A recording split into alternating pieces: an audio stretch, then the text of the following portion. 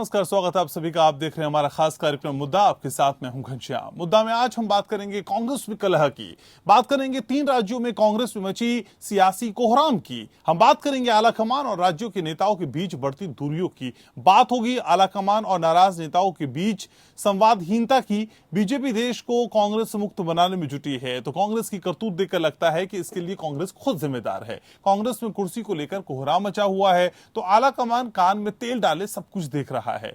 कुछ नेता आलाकमान को भी नजरअंदाज कर रहे हैं तो कुछ पार्टी से अपने आप को ऊपर समझते हैं। सोनिया, राहुल और प्रियंका को इतनी फुर्सत नहीं कि वो अपने नेताओं से बात कर सके, उनकी समस्या को दूर कर सके। यहां तक कि ये नेता कार्यकर्ता बड़े नेताओं से मिल भी नहीं पाते। पंजाब में चुनाव होने वाले हैं लेकिन अमरिंदर सिंह और सिद्धू के बीच तलवारें लटकी हुई हैं।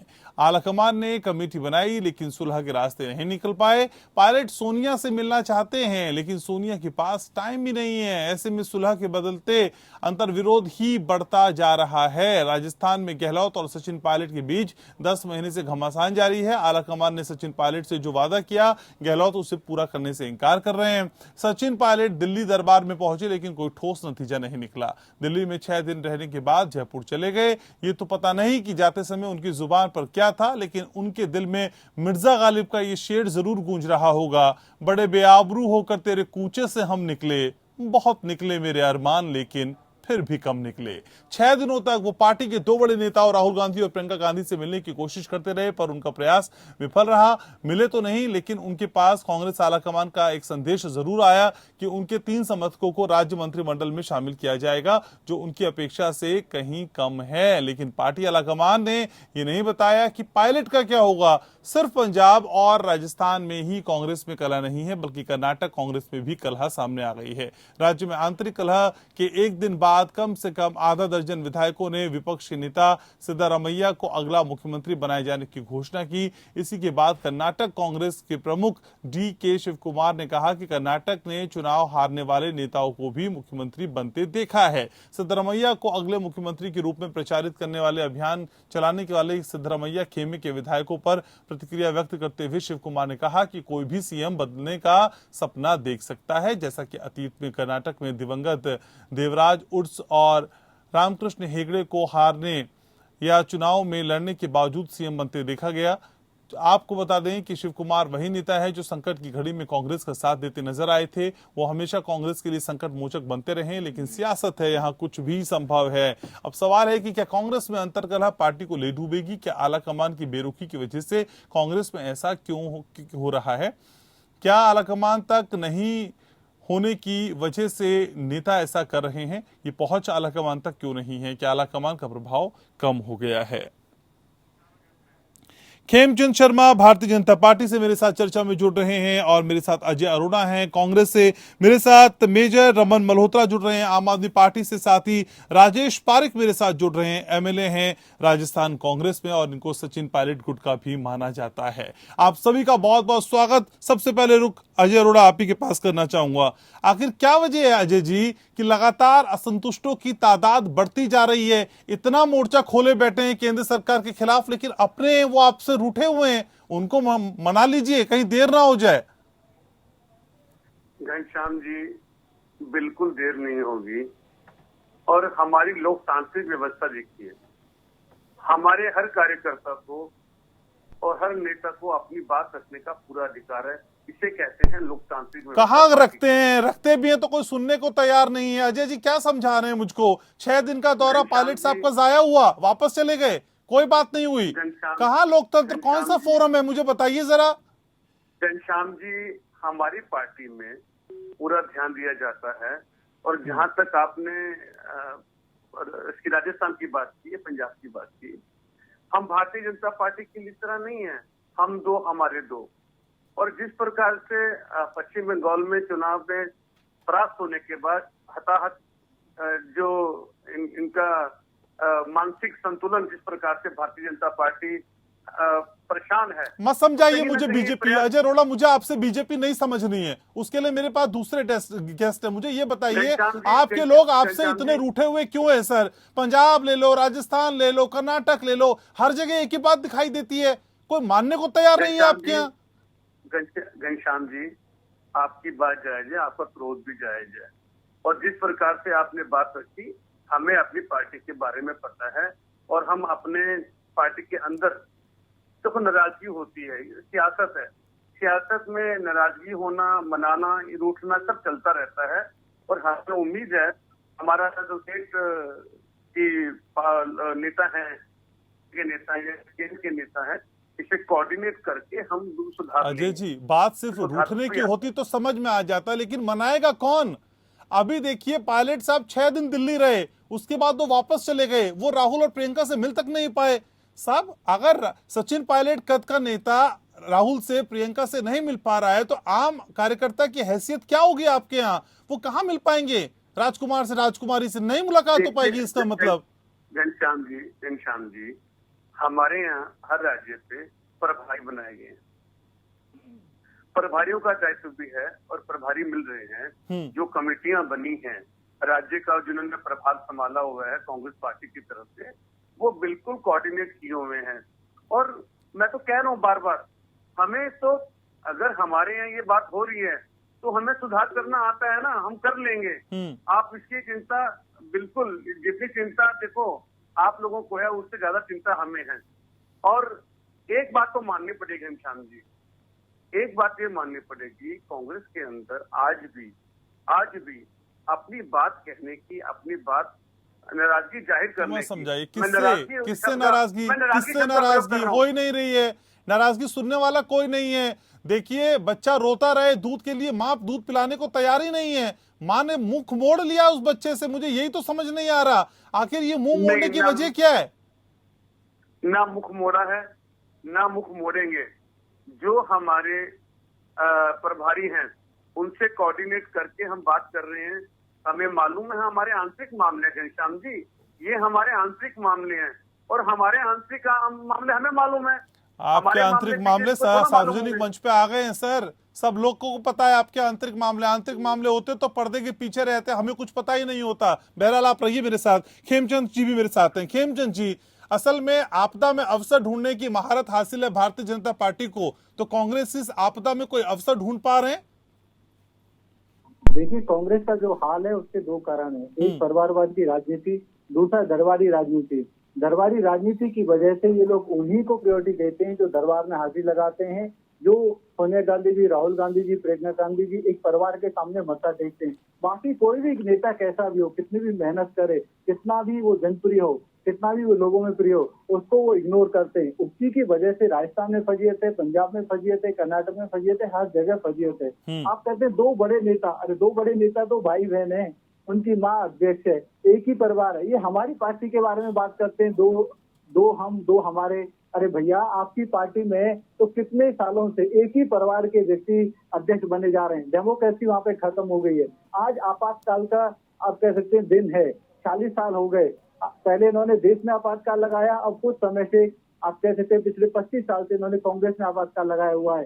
कांग्रेस में कोई भी व्यक्ति परिवार के बाहर का अध्यक्ष नहीं बन सकता, पीएम का कैंडिडेट नहीं बन सकता, वो महामंत्री नहीं बन सकता। इस समय तो हालत ये है कि सारे डिसीजन माँ, बेटा और बेटी ये तीनों मिलके लेते हैं। और उनका जो दामाद है वो हर जगह लूटपाट करता है, हर जगह वो जो जमीन की खरीद फरोख्त करता है, जमीन को कब्जाने का काम करता है। इसी कारण और इनकी जो नकारात्मक राजनीति है, नकारात्मक राजनीति की वजह से लोग इनसे खिसकते जा रहे हैं। लोग नाराज हैं। जी, क्या नाराज होने वाले लोग आपके यहाँ नहीं है? आपके यहाँ नाराजगी नहीं होती है क्या? देखिए, नाराजगी होना स्वाभाविक है, लेकिन एक दरबारी कल्चर आप पैदा कर दो और उसकी वजह से कि दरबारियों का प्रायोरिटी दो, आम कार्यकर्ता को प्रायोरिटी ना दो, आप नेताओं को प्रायोरिटी ना दो, काम करने वालों को प्रायोरिटी नहीं दो। भारतीय जनता पार्टी में कोई भी व्यक्ति भारतीय जनता पार्टी का अध्यक्ष बन सकता है। आपने देखा होगा जितने भी आज तक अध्यक्ष बने, उनके बाप दादा पहले नेता नहीं रहे, उनके बाप दादा पहले कोई बहुत बड़े नामी ग्रामी कोई व्यक्ति नहीं रहे, सब जमीन से काम करके आए और हमारी पार्टी में अध्यक्ष बने। अजय अरोड़ा काउंटर करना चाह रहे हैं, फिर मैं मल्होत्रा साहब आपके पास आ रहा हूँ। अजय अरोड़ा काउंटर करिए, फिर मैं आगे बढ़ रहा हूँ, आ रहा हूँ। बिल्कुल घनश्याम जी, जिस प्रकार से भाजपा के साथी को दर्द है, क्या बात है, इसे कहते हैं पेट में दर्द हमारे, और दवाई खेमचंद जी ले रहे हैं।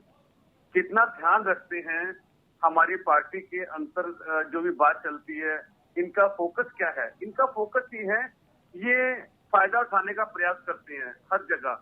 जब भी किसी स्टेट में कोई बात होती है ये अफसर ढूंढते हैं। लेकिन मैं बता दूं घनश्याम जी, इस बार ये जितने मर्जी अफसर ढूंढ लें, ये कामयाब होने वाले नहीं है। हमारा शीर्ष नेतृत्व और कार्यकर्ता हम कोऑर्डिनेट कर लेंगे, आपके समक्ष दोबारा बैठेंगे और फिर बेहतर राज्य जो हमारे राज्यों में बात चल रही है और बेहतर प्रदर्शन करेंगे। ठीक है, आपकी बात हो गई। मल्होत्रा जी, असल में कांग्रेस में जो कुछ चल रहा है उसको लेके आपका क्या कहना है, क्योंकि ये जंग तो हर जगह दिखाई देती है। आम आदमी पार्टी कैसे देखती है? हालांकि ये इंटरनल इशू है कांग्रेस का, लेकिन फिर भी आपकी राय इंपॉर्टेंट है सर।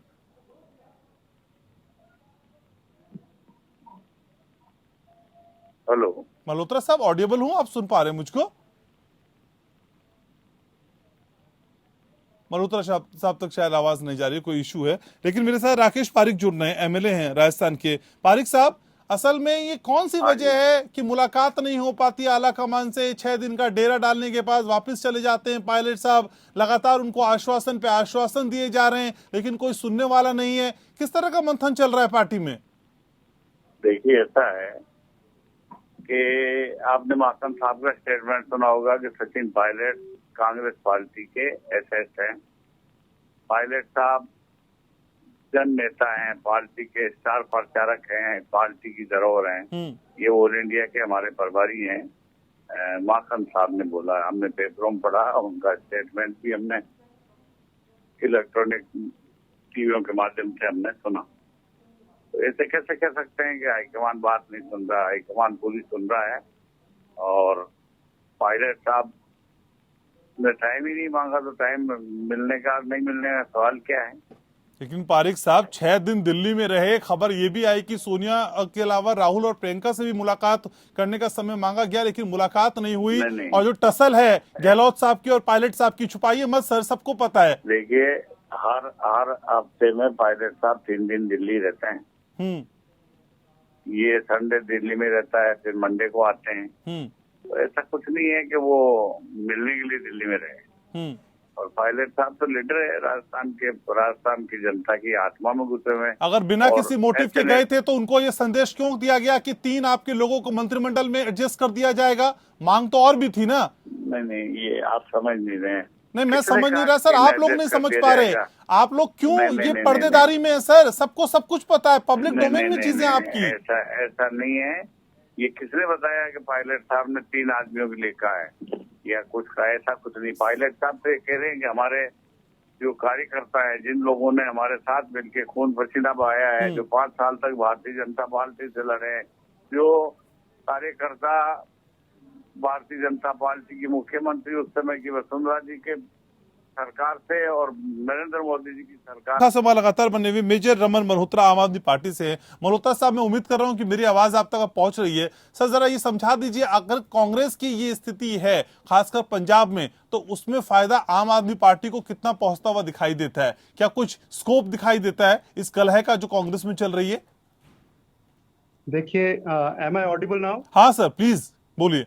अच्छा, घनश्याम जी, ऐसा है कि सबसे पहले तो नेशनल लेवल पे कांग्रेस पार्टी का जो हाल है, देखिए, जहां पर भी परिवारवाद हावी होता है जी, वहां पे जो काबिलियत होती है वो कैजुअलिटी होती है। काबिलियत पर मार पड़ती है। तो ये आज जो कांग्रेस का हाल है, ये परिवारवाद के कारण है। और जब तक ये परिवारवाद खत्म नहीं होता है, कांग्रेस का तो नुकसान होगा ही होगा, देश का भी नुकसान होगा। दूसरा, हम पंजाब में आ जाएं।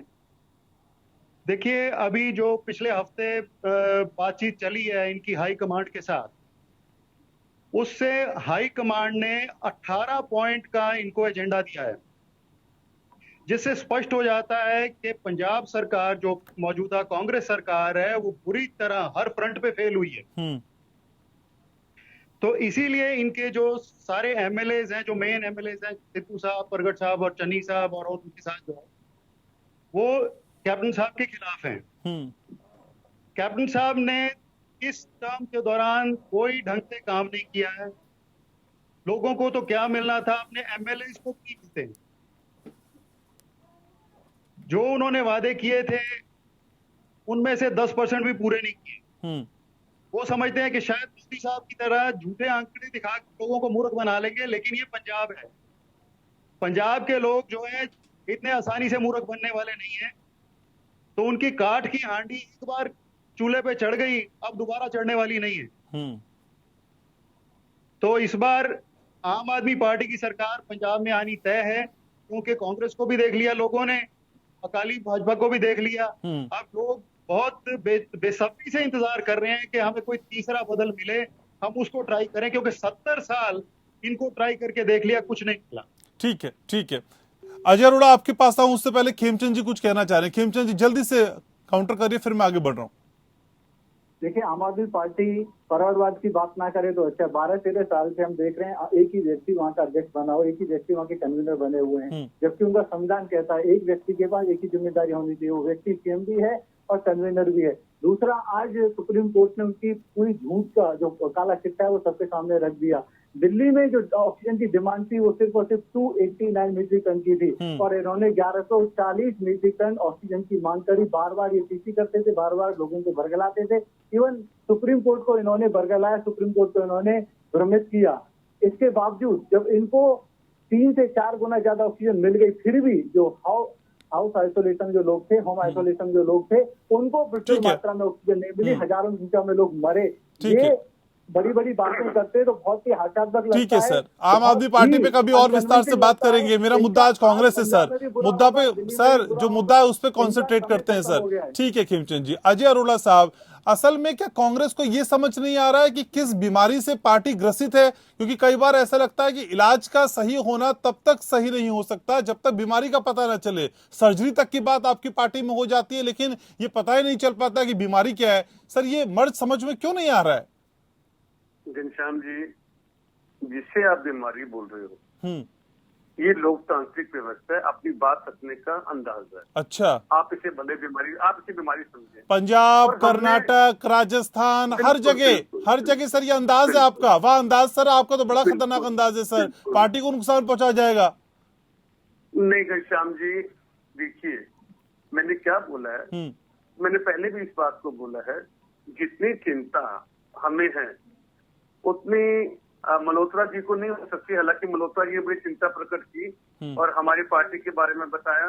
मैं तो मल्होत्रा जी से इतना ही कहूंगा, जिनके घर कांच के होते हैं वो दूसरे घर में पत्थर नहीं मारते। दिल्ली का क्या हाल है सर? आपके अपने लोग कांच के घर पे पत्थर मार रहे हैं ना, दूसरों को तो मौका ही नहीं दीजिए। और जो पत्थर नहीं मार पा रहा है वो आपके कांच के घर से निकल कर चले जा रहा है और लगातार वो संख्या बढ़ रही है।